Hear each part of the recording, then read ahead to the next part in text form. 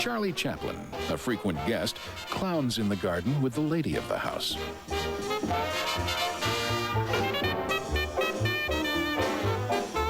The building of San Simeon in the early 20s was a joyful time for Hearst and Millicent. Rare home movies showed the fun times they shared. Picnics on the beach, horseback rides along the seacoast, and high into the mountains up to the building site. It was a great place for the Hearst children as well. The family had great fun making silly home movies with little narrative dramas and love stories featuring family and friends. Hearst often wrote the narrative himself.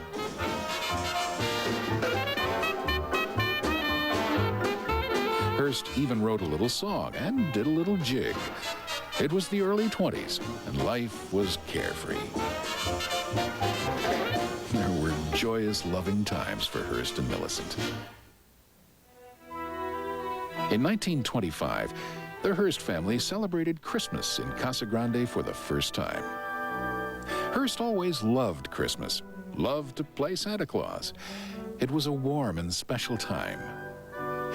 That first Christmas at San Simeon was also the last Christmas that Millicent would ever spend there. Though she and Hearst remained married for the rest of their lives, she would live in New York. Hearst would bring a new love to his enchanted hill, a budding young starlet who he had first met when she was just 17 and starring in the Ziegfeld Follies, Marion Davies.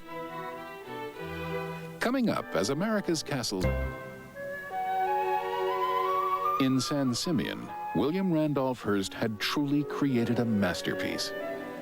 La Casa Grande was the main house, with more than 100 rooms below its cathedral towers, rising 137 feet above the plaza, which was filled with art, flowers, and fountains. For the 60-year-old Hearst, San Simeon was more than a masterpiece. It was a dream come true. Every vista, every view from every window of the mountains and sea was for William Randolph Hearst a vivid journey back in time to the joy and innocence of his childhood. Every piece of art and ancient relic brought back his youth, the wondrous times when his mother taught him to love all things rare and beautiful. Even the parties and the fun were a celebration, reminding him of his life and the whimsical times as a young man. In the Hearst's dream come true, the memories of his youth were all around him, outside and inside, and in the fresh beauty, spontaneity, and vibrancy of the young girl who would become his companion, the Lady of San Simeon. Marion Davies was but 21 when she met the 50-year-old Hearst. She was full of energy, fun-loving, and funny. The former Ziegfeld girl was described as a natural-born comedienne, a lover of the absurd, wildly sentimental and generous. She also stuttered, which instead of being a negative, seemed but another element of her charm. Hearst could not keep his eyes off of her. When she starred in the unclassic classic called When Knighthood Was in Flower, the Hearst papers acclaimed her performance with unparalleled delight. The headlines read, "Marion Davies in the greatest role of her career." She captivated the newspaper baron, and they were soon inseparable. She became the unofficial hostess of San Simeon. One of the privileges of wealth and power is that you can invite to your home the most interesting people in the world, and they may well show up, even in fox pelts. Hearst invited, and they came in an endless stream. Guests came from all over the world, the rich, the powerful, the famous, stars from Hollywood, world leaders and politicians, writers and industry moguls. What a showcase it was. Playwright George Bernard Shaw was quoted as saying, "This is the way God would have done it, if he had the money." New York Mayor Jimmy Walker dropped by, Charles Lindbergh, and Amelia Earhart. Some said Hearst collected people like art. Hollywood stars found themselves living in fantasy greater than any movie set. They came to see and be seen, to relax in luxury and to play. Days were free.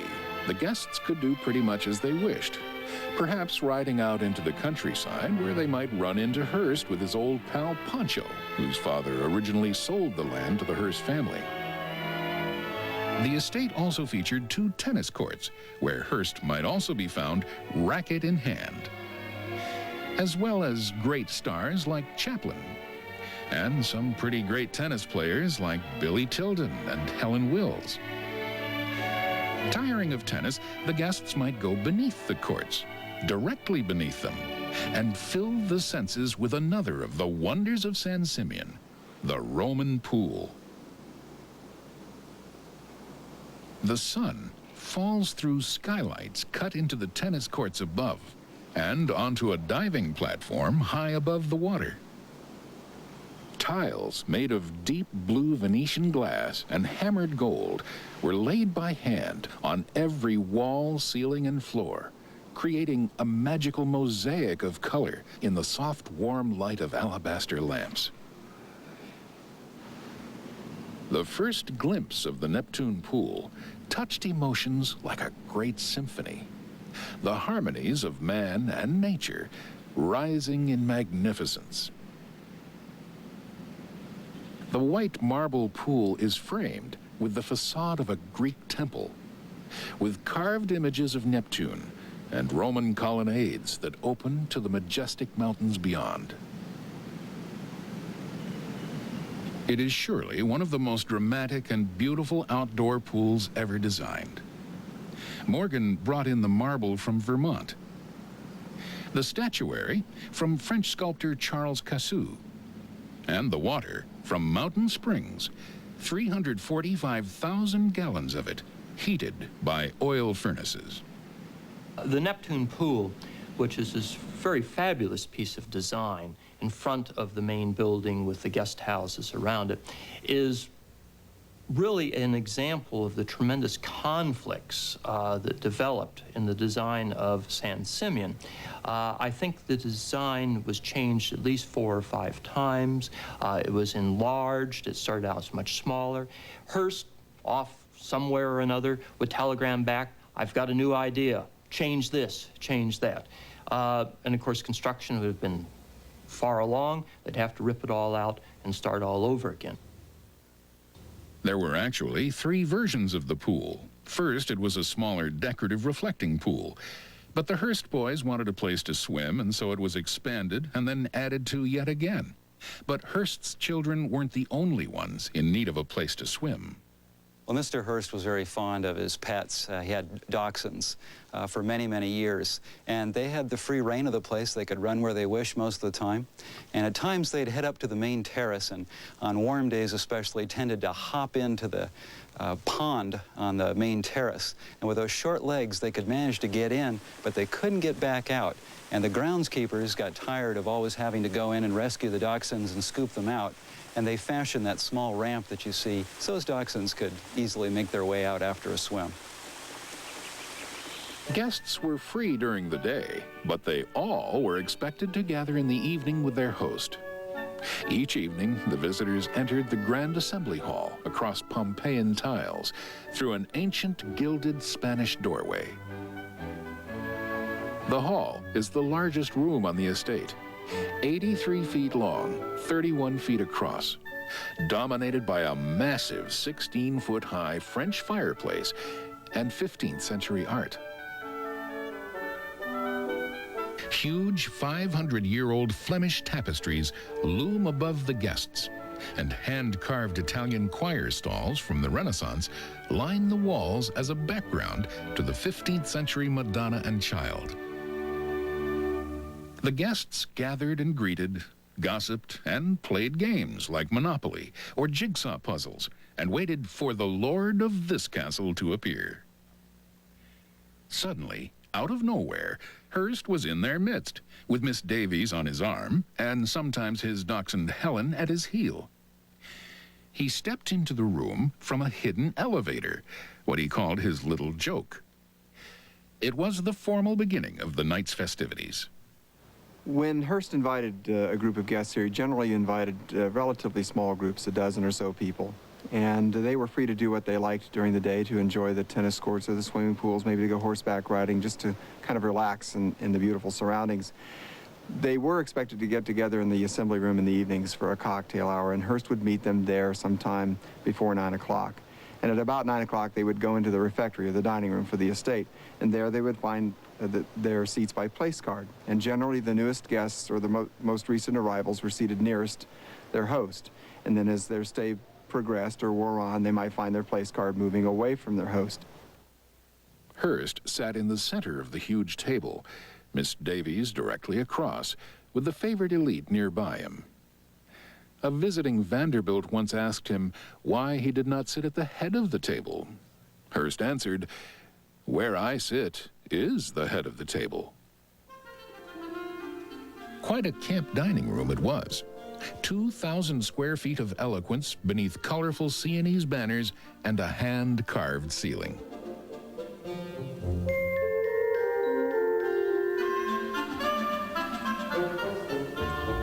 As many as 64 guests could dine along the massive table.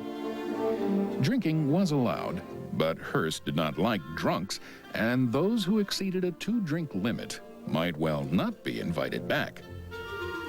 Bottles of mustard, ketchup, and pickles always adorned the table as a constant reminder that San Simeon was originally to be a camp. After dinner, the guests would have coffee or drift over to W.C. Field's favorite, the billiard room, to talk or shoot snooker beneath a 15th century French tapestry called The Hunt of the Stag. The events of the evening ended in Hearst's Art Deco movie theater. Hearst sat on the front row with a phone to the projectionist to expedite his instructions. He showed the latest films, including the 100 films that he produced as head of Cosmopolitan Productions. Hearst demanded that his films take the high moral road, family films that were okay for children as well as parents. He wanted nothing off-color and even edited the kissing scenes. At around 2 a.m., the movies ended. Hearst went back to his suite and often worked for a couple of hours, and the normal day at San Simeon was over. There were, of course, other days that were anything but normal. William Randolph Hearst knew how to throw a party. That and more. In spite of its remote location, he did some pretty impressive entertaining here as well. And there were occasions when he brought in large crowds. He tended to like costume parties. In fact, we know of a couple of parties staged here in the 1930s. One was a pioneer theme, the other was a Civil War theme, when there probably were around 100 guests here. Not only did he throw the party, he furnished the costumes and brought in seamstresses and makeup artists from Hollywood to make everyone look just right. Hearst loved it all. The fantasy, the fun, the spectacle. Hearst and Davies got all gussied up for the Pioneer Days party that included such celebrities as William Powell, Harold Lloyd, and Luella Parsons. Actor Ralph Bellamy and his wife arrived late one evening by train, were met at the San Luis Obispo train station, as was the tradition, by one of Mr. Hearst's drivers, and then was driven to the Hilltop and arrived very late at night. They were in the Doge's suite as guests, and as they were drifting off to sleep around 3 o'clock in the morning, his wife woke him up and said, "I'm hearing lions and tigers. Wake up, wake up." And he apparently just brushed his wife off like, "Oh my heavens, what's going on with her?" And again, later on in the night, wakes her up, "I'm hearing lions, tigers." Well, the next morning when they woke up, they looked out on the balcony, and sure enough, down in cages were some new lions that were being added to Mr. Hearst's zoo. So there were surprises everywhere around the corner for the guests, I think, from day to day.